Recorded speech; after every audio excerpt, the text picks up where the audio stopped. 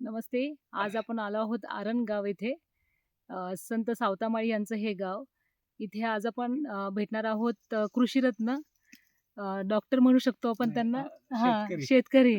Doctor शेतकरी दत्तात्रय घाडगे साहेब यांना.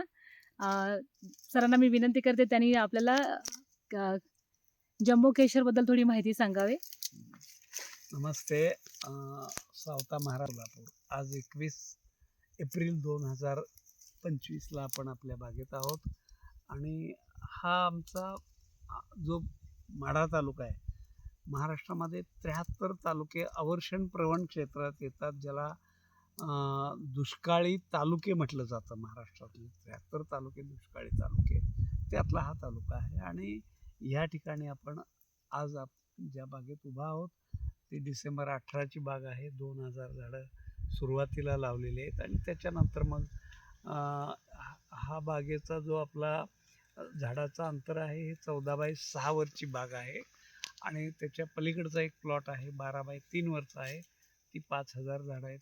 त्याच्यानंतर दुसरा एक प्लॉट आहे जो 8x3 वर आपण लागण केलेला आहे. त्याच्या चौथा प्लॉट आहे तो 6x3 वरचा आहे आणि 5वा प्लॉट आहे हा 12x5 वरचा आहे.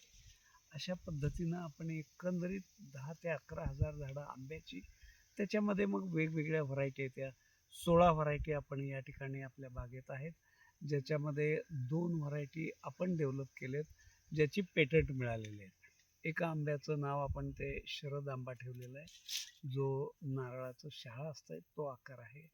आणि दुसरा सावता आंबा आहे, ज्याचं 2 किलो वजन आहे आणि तो जो आकारानं वेगळा आहे, कलर त्याचा वेगळा आहे, कोय त्याची लहान आहे.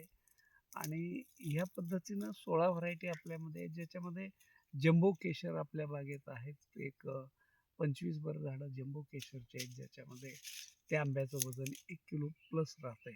म्हणजे काही वेळेला 1.25 किलो 1.5 किलोचा तो आंबा होतोय. आज जरी बघितलं तर त्या आंब्याची साईज आपल्याला 1 किलोच्या आसपास तो जम्बो केशर झालेला दिसेल.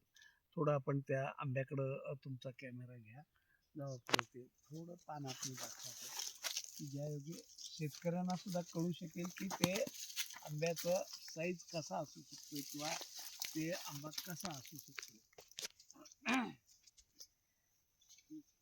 घाडगे साहेबांच्या शेतातील हा आंबा आहे जम्बो केशर, ज्याच्यामध्ये कोय अगदीच लहान आहे आणि गर खूप असलेला असा हा आंबा आहे. हे सगळ्याला प्रोटेक्शन बॅग लावली, त्याच्यावरनं कॅमेरा प्रोटेक्शन बॅग आहेत का नाही, खाली त्याच्यावर परिणाम होईल.